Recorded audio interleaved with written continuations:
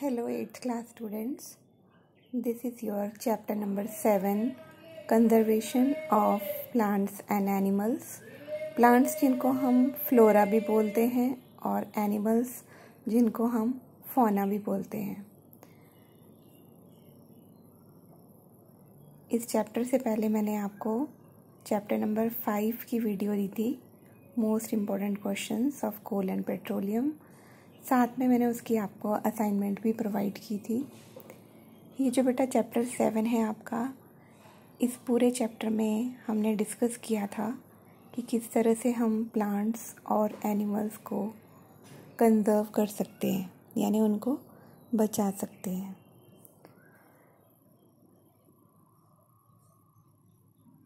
As you know, all the plants and animals, they are very, very useful for our survival. We have done the NCERT solutions of this chapter earlier. In this video, we will do important questions.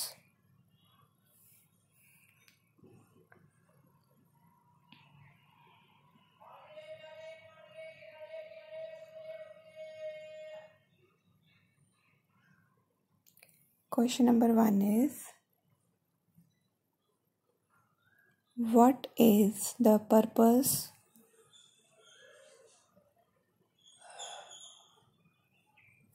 of making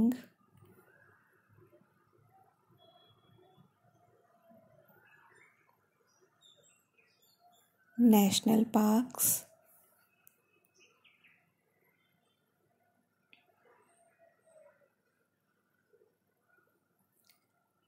wild life sanctuaries? Wild life sanctuaries क्या होती हैं बेटा, और national parks क्या होते हैं? आपको जब मैंने चैप्टर पढ़ाया था ये, तो वहाँ पर मैंने आपको एक्सप्लेन किया था कि जिन प्लांट्स और एनिमल्स को खतरा होता है ना ख़त्म होने का, टू बी एक्सटिंक्ट, ठीक है, वो नष्ट ना हो जाए, इसके लिए उनकी कंजर्वेशन के लिए, उनके बचाव के लिए हम लोग ऐसे पार्क्स बनाते हैं, ठीक है, जिसकी अथॉरिटी गवर्नमेंट के पास होती है। नेशनल पार्क्स कहते हैं हम उन्हें। और इसी तरह से हम वाइल्ड लाइफ को बचाने के लिए जो एरिया बनाते हैं, they are known as wildlife sanctuaries. और बहुत बड़े स्केल पर जो हम रिज़र्व बनाते हैं, जहाँ पर ये फ्लोरा एंड फौना यानी प्लांट्स और एनिमल्स की जो वैरायटी है, बायोडाइवर्सिटी, वो बिल्कुल सेफ़ रहे, उसे हम बायो रिज़र्व कहते हैं, बायोस्फीयर रिज़र्व। तो क्या पर्पस है बच्चे इनका बनाने का? यही क्वेश्चन है हमारा first important question. What is the purpose of making national parks, wild life sanctuaries and biosphere reserves?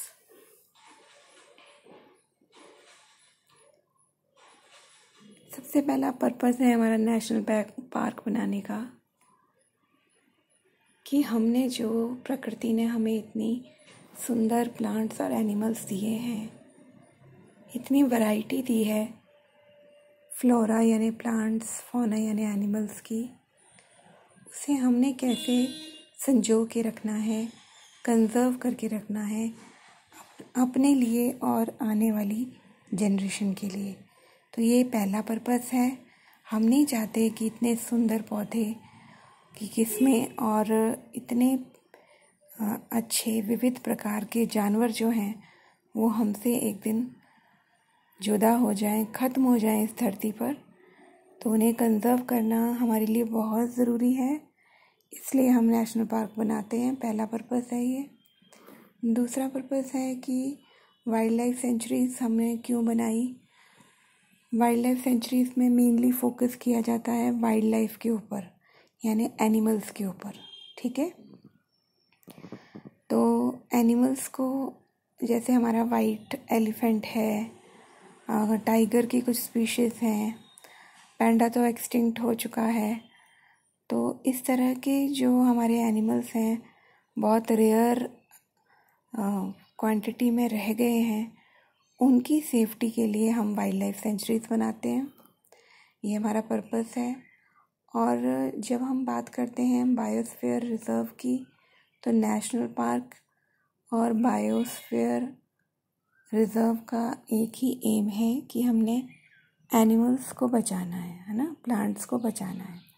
लेकिन बेटा थोड़ा सा समझो, बायोस्फीयर रिजर्व जो है वो लार्ज स्केल पर, यानी बहुत बड़ा एरिया आता है इसके अंदर, और एक बायोस्फीयर रिजर्व अपने अंदर नेशनल पार्क भी कंसिस्ट करता है और वाइल्ड लाइफ सेंचुरी भी कंसिस्ट करता है। ओके, यानी ये दोनों जो नेशनल पार्क है, वाइल्ड लाइफ सेंचुरी है, ये एक बायोस्फीयर रिजर्व के अंडर आ सकता है।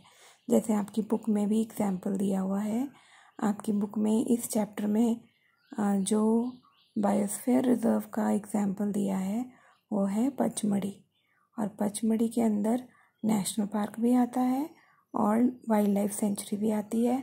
आप उनका नाम अपने चैप्टर को रीड करके जान सकते हो। Okay, next important question is,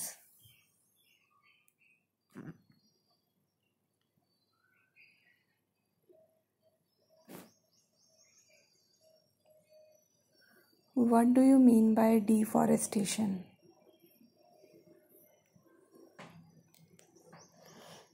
बेटा डिफॉरेस्टेशन क्या होती है?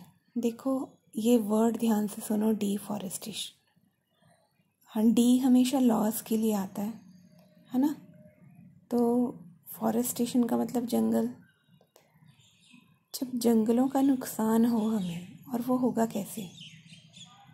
Bye cutting of trees. जंगल की जो जान है, जिससे जंगल बने हैं ट्रीज से, अगर हम उन्हें काट देते हैं या पूरे जंगलों को हम क्लियर कर देते हैं, साफ़ कर देते हैं लैंड, तो इस प्रोसेस को हम कहते हैं डिफॉरेस्टेशन, कटिंग ऑफ ट्रीज और clearing of forest.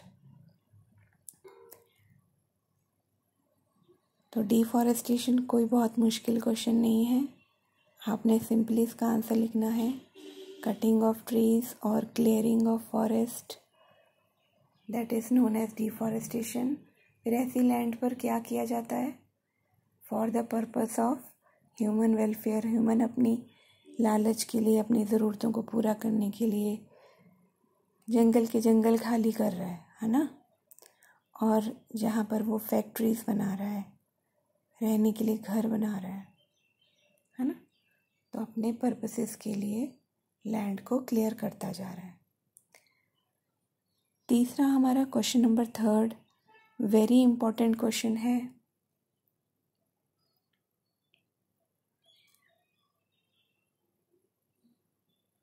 For what purpose forests are cut down? Very simple question. आपको सारे के सारे वो पर्पस लिखने हैं जिनके लिए जंगलों को काटा जा रहा है, यानी वो सारे कारण लिखने हैं यहाँ पे जिनकी वजह से हम कुदरत के इतनी सुंदर देन फॉरेस्ट को ख़त्म करते जा रहे हैं। तो क्या रीज़न्स हैं, क्या मकसद है, पर्पस इसके पीछे क्या है, वो हम पॉइंट्स में लिखेंगे। 5 मार्क्स का क्वेश्चन ये आपको एग्ज़ाम में पूछा जा सकता है।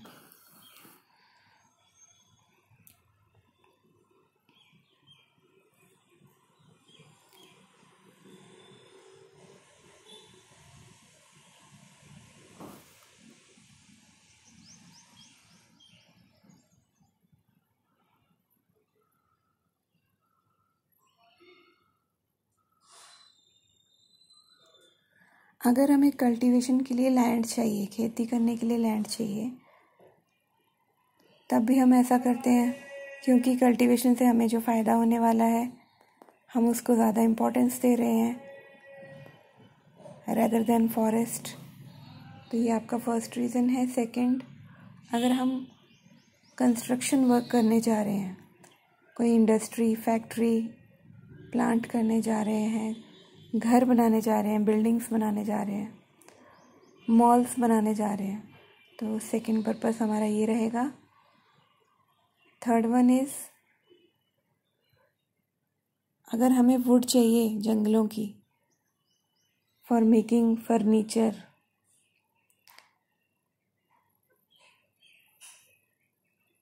तब भी हम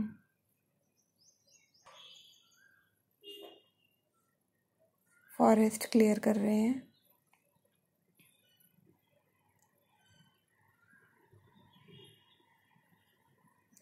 लास्ट वाला पॉइंट आपकी बुक में नहीं है बेटा, लेकिन आपको पता होगा कि बहुत सारी हर्ब्स हमें फॉरेस्ट से मिलती हैं। उनकी रूट से, उनकी बाग से मेडिसिन्स बनाई जाती हैं, जिसके लिए हमें उनकी रूट्स की ज़रूरत पड़ती है। तो ये भी कुछ ऐसे कारण हैं जिनकी वजह से ह्यूमन बेनिफिट्स के लिए जंगलों को खाली किया जाता है, साफ़ किया जाता है, काटा जाता है।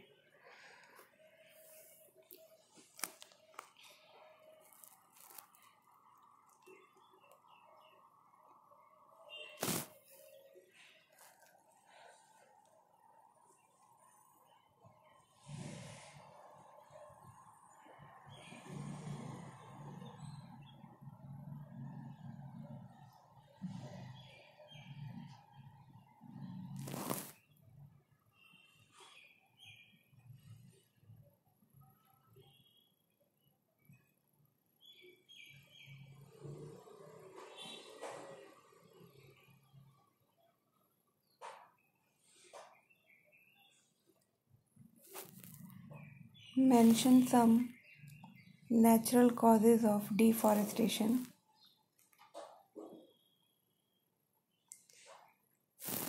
क्वेश्चन नंबर 3 में तो हमने वो पर्पस लिखे ना बेटा जो मैन मेड थे, है ना, लेकिन कुछ नेचुरल रीजंस भी हैं डिफॉरेस्टेशन के।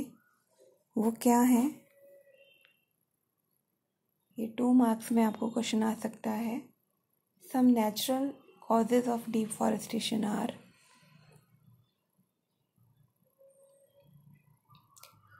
आपने देखा होगा लास्ट ईयर जो अमेज़न फॉरेस्ट है वहाँ पे कितने महीनों तक आग लगी रही, है ना। तो फॉरेस्ट फायर्स जो अपने आप लग जाती हैं ड्यू टू हाई टेम्परेचर, और सीवियर ड्रॉट्स, बहुत लंबे समय से बारिश ना हो, सूखा पड़े। तो ये 2 रीज़न भी हैं नेचुरल डिफॉरेस्टेशन की। Next is question number 5।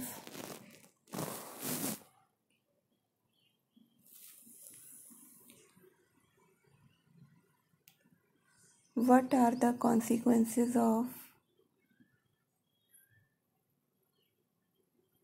deforestation?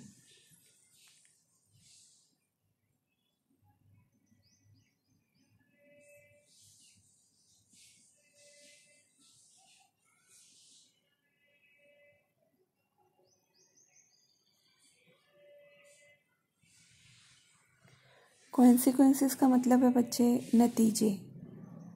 Deforestation के क्या नतीजे हैं?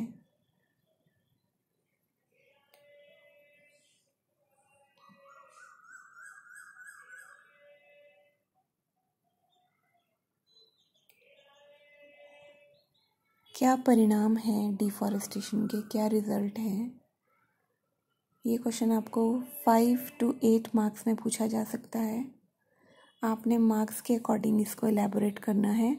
मैंने आपको इस आंसर में मैक्सिमम पॉइंट्स दे दिए हैं। तो अगर आपको 3 मार्क्स में आता है, 4 में आता है, 5 में आता है, तो आपने इन पॉइंट्स को उसके हिसाब से एडजस्ट करना है जब आप एग्ज़ाम में आंसर लिखोगे।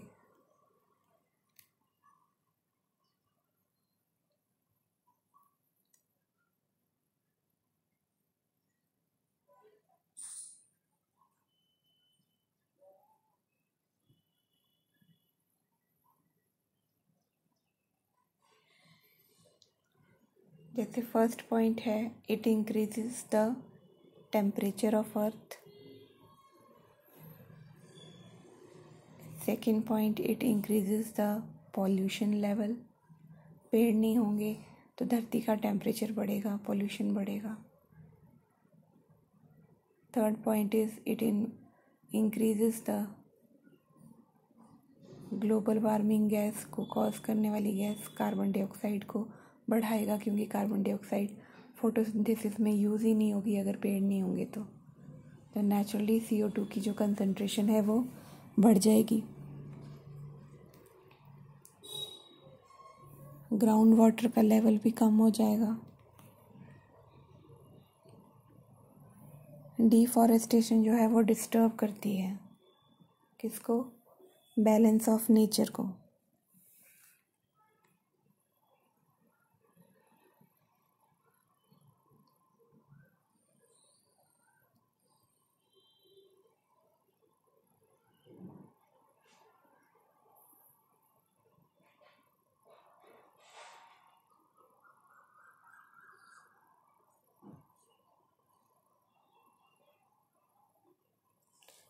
रेनफॉल जो है और फर्टिलिटी ऑफ सॉइल है ये भी कम हो जाएगी, क्योंकि रेट ऑफ ट्रांसपिरेशन रहेगा ही नहीं, तो फॉर्मेशन ऑफ क्लाउड्स पे इफ़ेक्ट पड़ेगा। और जब बारिश नहीं होगी, रेनफॉल रिड्यूस होगी, तो सॉइल की फर्टिलिटी अपने आप कम हो जाएगी। सॉइल को न्यूट्रिएंट्स नहीं मिलेंगे रूट से। Next is there will be increased chances of natural calamities like floods and droughts। ये नेचुरल डिज़ास्टर्स का भी हमें सामना करना पड़ सकता है जस्ट बिकॉज ऑफ डिफॉरेस्टेशन।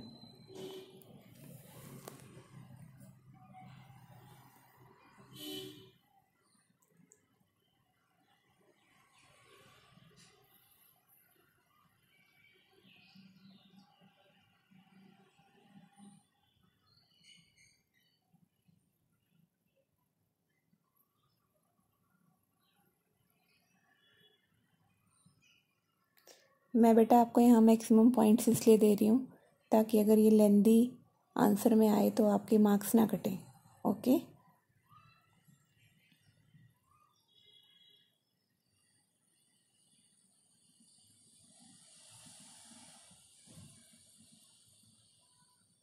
और होगा क्या, जो फर्टाइल लैंड है आपकी वो डेजर्ट्स में कन्वर्ट हो जाएगी बिकॉज ऑफ डिफॉरेस्टेशन। और इस प्रोसेस को हम क्या कहते हैं? डिज़र्टिफिकेशन। ये जो मैंने आपको चैप्टर पढ़ाया था ना, तो मैंने आपको बताया था कि डिज़र्टिफिकेशन क्या होता है, जब फर्टाइल लैंड रेनफॉल ना होने के कारण, ड्रॉट के कारण डेजर्ट्स में चेंज हो जाती है।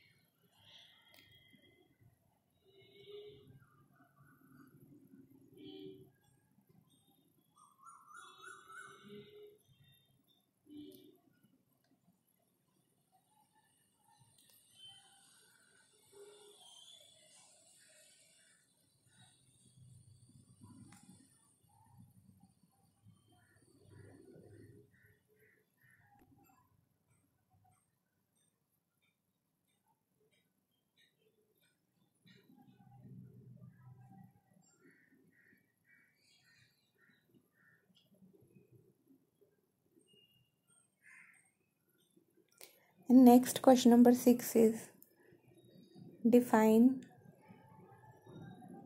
biosphere reserve. Very important definition.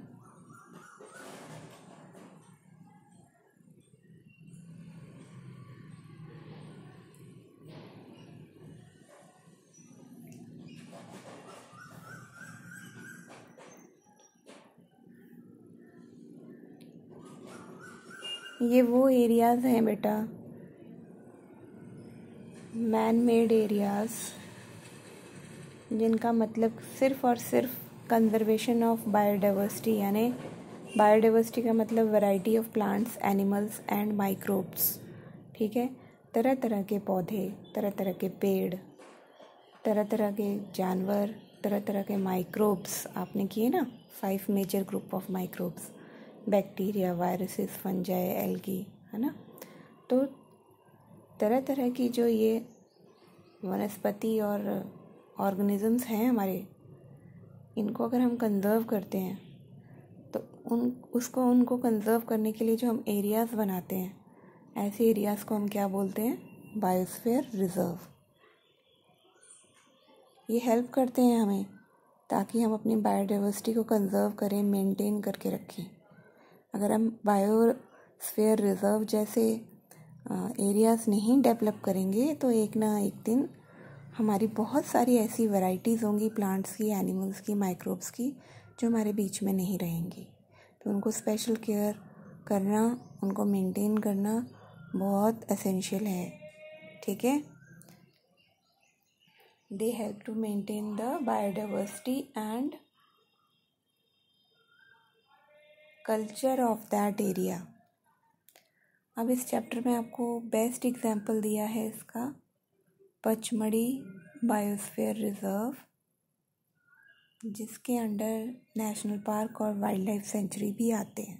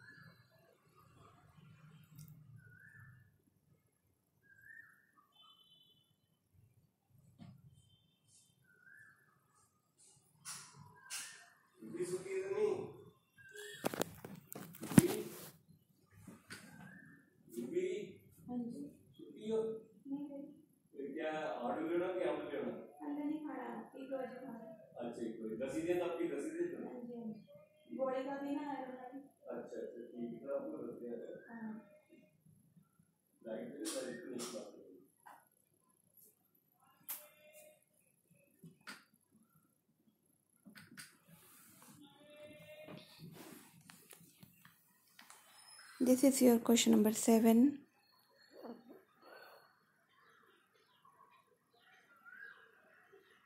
Define endemic species. यहाँ पर आपको डिफाइन करना है what are endemic species.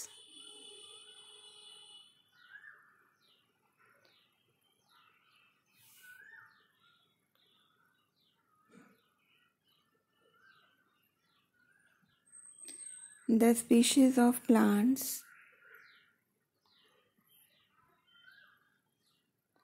and animals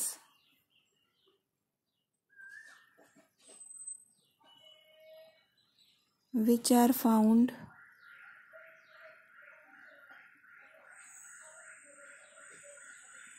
excessively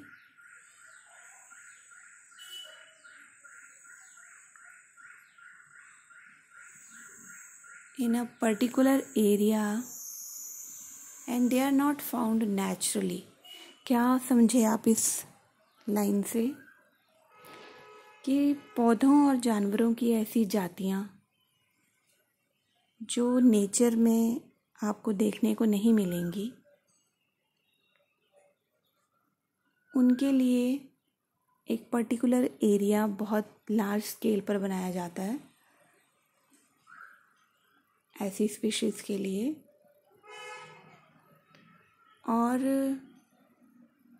एक ख़ास तरह के जानवर या पौधे की किस्म होती है जो एंडेमिक स्पीशीज़ के अंडर आती है, वो कोई पर्टिकुलर होगी किसी जोन के लिए, स्टेट के लिए या फिर किसी कंट्री के लिए। तो ऐसी स्पीशीज़, रेयर स्पीशीज़ को हम बोलते हैं जो नेचुरली एग्जिस्ट नहीं करती, एंडेमिक स्पीशीज़। इस क्वेश्चन को एग्जाम्पल्स के थ्रू समझा जा सकता है। जैसे जो पेड़ का नाम आपने सुना होगा, साल और वाइल्ड मैंगो, ये दो नाम हैं एंडेमिक स्पीशीज़ के प्लांट्स के। इनको हम बोलेंगे एंडेमिक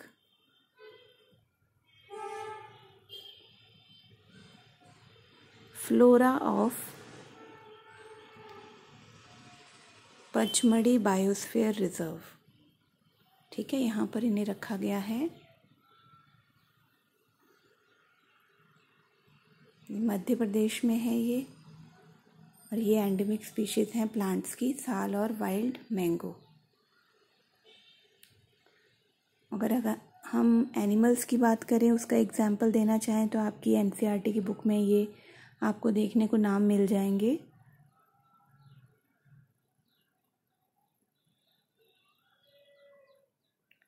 बिसन, इंडियन जाइंट, स्क्वेरल,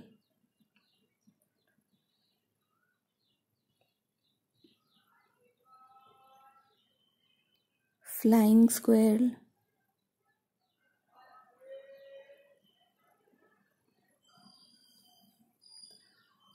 और एंडेमिक फौना। ठीक है, ये एंडेमिक एनिमल्स आ गए हमारे। और ये भी मैंने आपको एग्जाम्पल आप ही की बुक में से दिया है, ताकि आपको एग्ज़ाम में अगर पचमढ़ी बायोस्फीयर रिजर्व की एंडेमिक स्पीशीज़ पूछ ली जाएं तो आप उस तरीके से भी इसका आंसर कर सको। ठीक है, ये नहीं कि मैम ने वो आंसर नहीं करवाया हमें। इसमें जितना भी मटेरियल कंटेंट आपका कवर होता है, आप उसको अपने नॉलेज के लिए यूज़ कर सकते हो, दूसरे क्वेश्चंस के आंसर देने के लिए। ओके, तो behave like a smart student. बहुत सारे आंसर्स ऐसे होते हैं जो हमारे सिंगल लेंदी आंसर में कवर हो जाते हैं।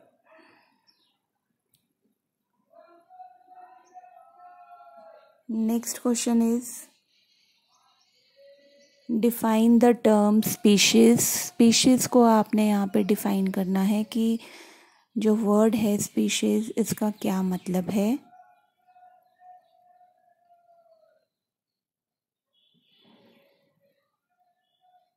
It is a group of population which are capable of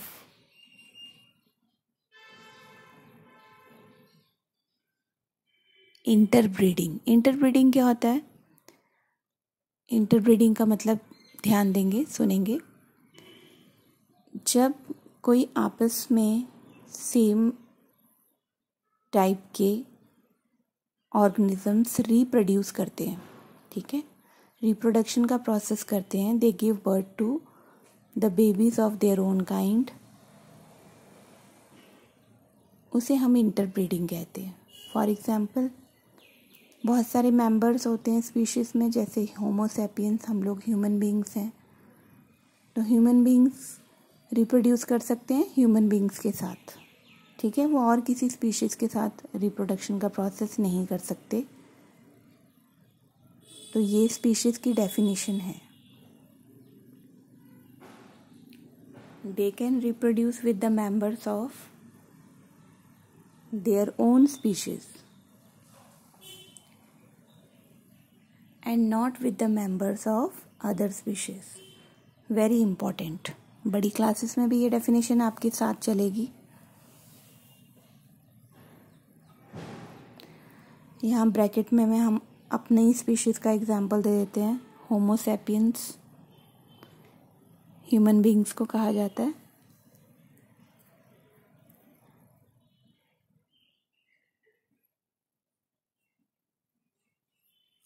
तो हम सारे के सारे ह्यूमंस जो हैं वो सेम स्पीशीज़ के मेंबर्स हैं, and we can reproduce within our species.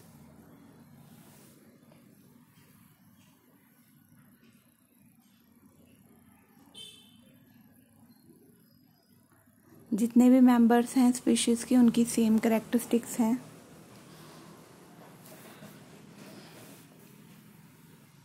आप देख सकते हो हम सभी एक जैसे दिखते हैं, हमारे बॉडी फंक्शन सेम है, बॉडी ऑर्गेनाइजेशन सेम है, सेल, टिश्यूज, ऑर्गन, सिस्टम सब सेम है।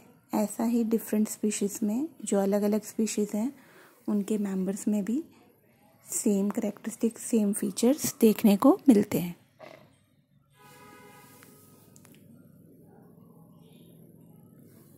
Next is question number 9।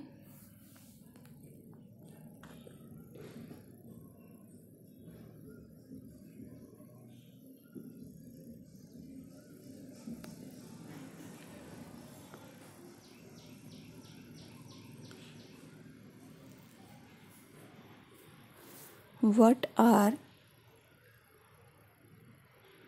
endangered animals?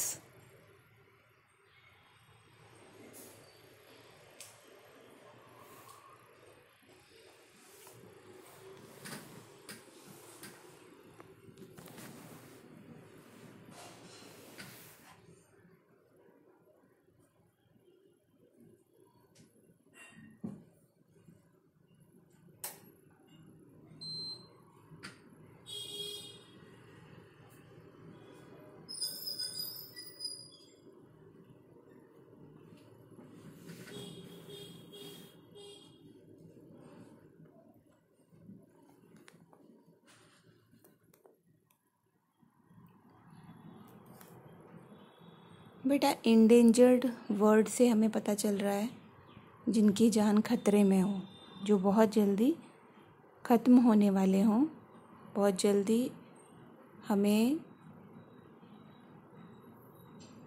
उनको कंज़र्व करना बहुत ज़रूरी है। So animals whose number are diminishing. Diminishing का मतलब जिनका नंबर ख़त्म हो रहा है, ख़त्म होना, कम होना, to a level that they might face extinction. मतलब इतनी जल्दी उनका नंबर ख़त्म हो रहा है कि वो टाइम आने वाला है कि वो ख़त्म हो जाएंगे एक ना एक दिन। तो ऐसे एनिमल्स को हम क्या बोलते हैं? Endangered animals.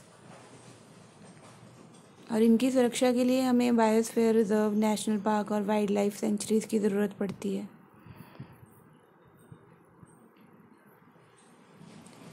Next question number 10। Define an ecosystem. Ecosystem को डिफाइन करना है आपने। ये वर्ड आपकी एनसीईआरटी में दिया हुआ है, इसलिए इसको करना बहुत ज़रूरी है। ये क्वेश्चन भी आपको एग्जामिनेशन पॉइंट ऑफ व्यू से आ सकता है।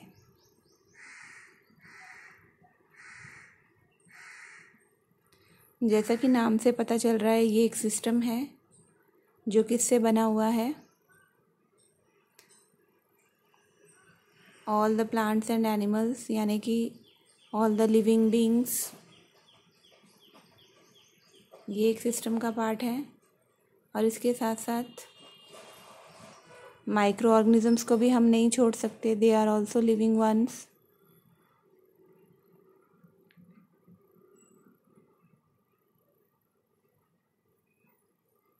इन एन पर्टिकुलर एरिया, चाहे वो माउंटेन है, प्लेन है, सी है, डेजर्ट है, along with non-living components, ठीक है, such as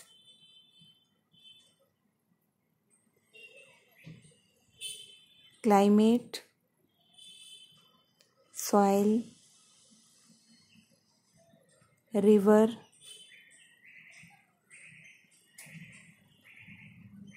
डेल्टास। ठीक है, यहाँ पर जितने भी प्लांट्स, एनिमल्स, माइक्रोब्स पाए जाते हैं, उनके साथ जो नॉन लिविंग कंपोनेंट्स हैं, जैसे हमारी सॉइल, टेम्परेचर, ह्यूमिडिटी, वाटर। तो ये एक सिस्टम बनाते हैं जहाँ पे कोऑर्डिनेशन के साथ लिविंग बींग्स रहते हैं, उसको इकोसिस्टम कहते हैं। ये डिपेंड करता है कि आपका इकोसिस्टम किस एरिया में है, उसी तरह के फीचर्स होते हैं उस इकोसिस्टम के। Last question is what is red data book.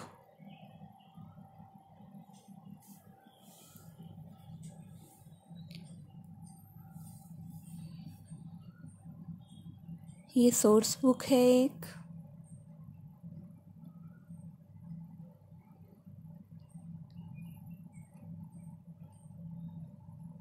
जिसके पास पूरा रिकॉर्ड होता है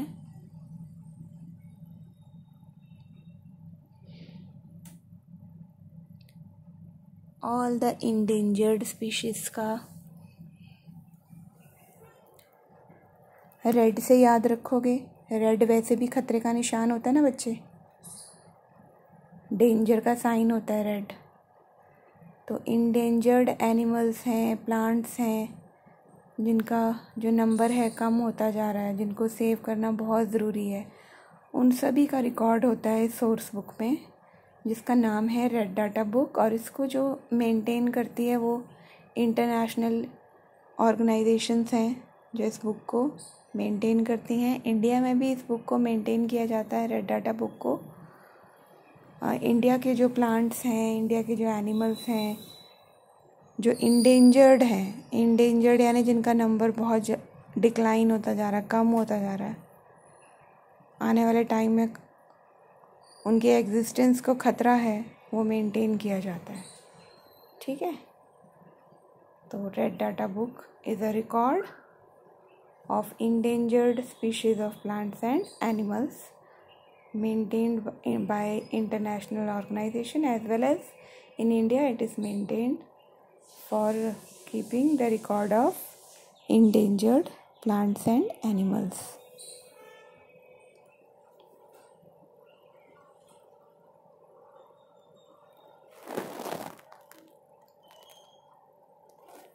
These are your important questions of chapter number 7. You people are very smart, intelligent. Do all these important questions. After this video, I will give you the video of your assignment of this chapter 7. Till then, have a good day. Lots of blessings to all of you. I hope मेरी videos आपको पसंद आ रही हैं. Thanks a lot.